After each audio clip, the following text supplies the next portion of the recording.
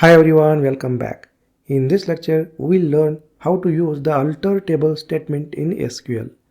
Well, the alter table statement is used to modify the structure of an existing table in a database.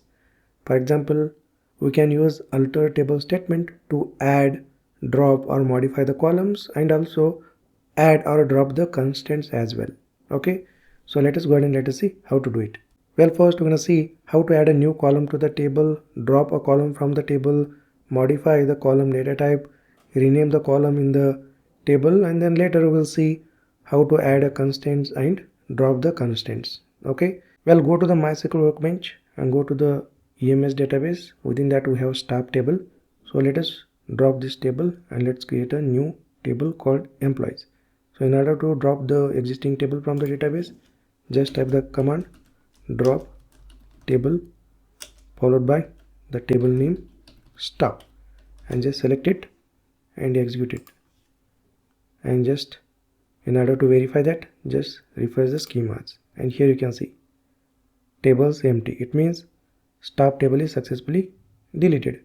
Next, let us execute this create table statement to create a employees table. So just select it and click on this execute button. And in order to verify whether the table is created or not, just execute this show tables query, and here you can see employees table is successfully created. You can also verify from this schema section as well. So just refresh the schemas and under tables section you can see the table employees. Okay, next let us say we have a requirement to add a new column to the existing table. Then we can use alter table statement. For example, let us say we want to add date of birth column to the employees table. Then what we can do is we can use alter table statement. So here let me write the SQL statement alter table followed by the table that we want to alter, that is employees. Next, in order to add a new column to the employees table, just add the option add followed by the column that we want to add. Let us say date underscore of underscore birth. Next we need to specify the data type, that is date. So here we are using date data type to store the date. Okay, next let us select this SQL statement and just click on this execute. Next, in order to verify whether the new column is added to the existing table or not, we can execute describe statement. So just select this describe employees statement, click on execute, and you can see the result over here. Date of birth column is successfully added to the existing employees table. So this is how we can use alter table statement to add a new column to the existing table. Well, whenever we work on the real-time projects, we see this kind of requirements, like we need to add a new columns to the existing table. Okay, so this is how you can do that. Next, let us see how to drop the existing column from the table. So it's pretty simple. So here just type the command alter followed by table followed by the table name that you want to alter, employees, and then let's add an option drop column followed by the column name that you want to drop from the employees table. For example, we want to drop date of birth column. That's it. Well, here we are getting the error because we need to put the semicolon in order to distinguish between these two SQL statements. Okay, perfect. Next, let us select this SQL statement and execute it. And in order to verify the changes, just execute describe statement. So select describe employees and just execute it. And here you can see the output. The date of birth column is successfully deleted from the table. So this is how you can use alter table statement to drop a column from the table. Next, let us see how to use this alter table statement to modify the column. For example, let us say we want to modify the column data type or size of the data type. Alter table followed by the table name that we want to alter, that is employees, and then in order to modify the column, just type the keyword modify and then option column, and then followed by the column that we want to modify. For example, let us say we want to modify the email column. So email column has a data type varchar, and we need to specify the data type size 115. So here now we have 50 size, but we want to increase the size of the data type from 50 to 150. Okay, so go to the modify column over here and then specify the column that we want to modify, that is email, and followed by the data type and then the size 150. So here we have changed the data type size from 50 to 150. You can also change the data type, for example, from varchar to text. Okay, but varchar looks good for this email column, that's why we want to keep varchar data type. Next, let us execute this alter table statement, and in order to verify the changes, just execute this describe statement, and here you can see the output, the email data type size. Okay, we have successfully used alter table statement to modify the column data type size. Okay, so this is how you can use alter table statement to modify the existing column. You can modify the data type as well as its size. Okay, perfect.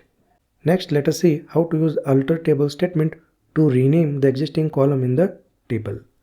So it's pretty simple. So just type the command alter table followed by the name of the table that we want to alter, in our case employees, and then type the option change column, and then followed by the old column name. Let us say we want to rename the email column. Okay, just type the old column name email followed by the new column name.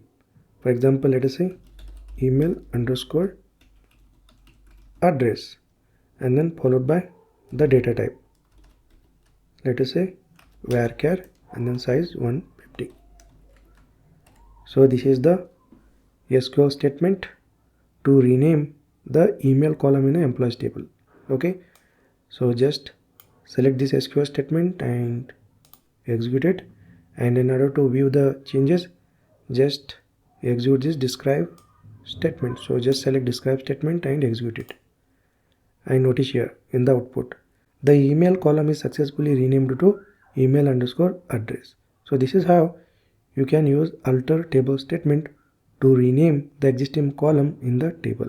Well, in real-time project you will see this kind of requirement a lot. Make sure that you will have a hands-on experience on adding the column to the existing table, dropping the column from the existing table, modifying the column data type and size, and changing or renaming the existing column in the table. Alright, now let us see how to use alter table statement to add a constraint to the column in the table. Well, it's pretty simple. If you go to the table, we have employees table. Within that you can see the last name. So we haven't added any constraint to the last name column over here. Okay, so if you again execute the describe statement, and if you can take a look into the structure of the table, we haven't added any constraint to the last name column, right? Now what we're going to do is we're going to use alter table statement to add a constraint to this last underscore name column. So let us say we want to make this last name unique for all the values in the table. Then what we can do is we can add unique constraint to this last name column. Okay, so let us see how to do it. So just scroll down, and here let us write the alter table statement. So just type alter followed by table, and then table name that we want to alter, in our case employees, and then just type add followed by constraint. So this is the option to add a constraint to the column. Next, followed by the constraint name unique underscore last underscore name. You can give any constraint name that you want. So this is the typical naming convention that we use, and then followed by the constraint definition. So here let's specify unique, and then followed by parenthesis, within that the column name, that is last underscore name. Alright, so this is how we use alter table statement to add a constraint to the column in the table. Okay, next let us select this SQL statement and then click on execute. And in order to verify the changes, just execute this describe employees statement, and in output you can see the unique key constraint is successfully added to the last name column. So this is how we use alter table statement to add a constraint to a column in the table. Next, let us see how to drop the constraint from a column in the table. Okay, so let us say we don't want last name unique in each row in the table, then we can drop the unique constraint from the last name.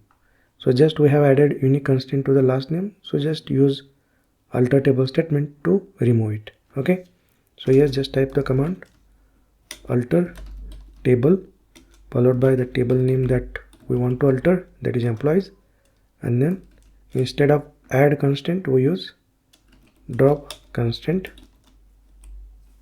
followed by the name of the constraint that we want to drop.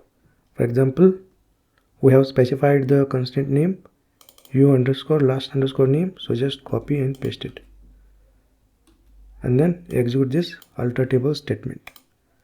In order to verify the changes, just execute this describe employees query, and here you can see the last name column, the unique key constraint is successfully removed or dropped from this last name column. So this is how we can use alter table statement to drop the constraint from an existing column in the table. Okay, great. So let me recap what we have done in this lecture. So we have used alter table statement to add a new column to the existing table. We have used alter table statement to drop the existing column from the table. We have used alter table statement to modify the column data type size. We have used alter table statement to rename the existing column in the table. We have used alter table statement to add a new constraint to the existing column in the table. We have used alter table statement to drop the constraint from existing column in the table. Alright, so these are the very important SQL statements that we frequently use in the real-time projects. Alright, great. I will see you in the next lecture.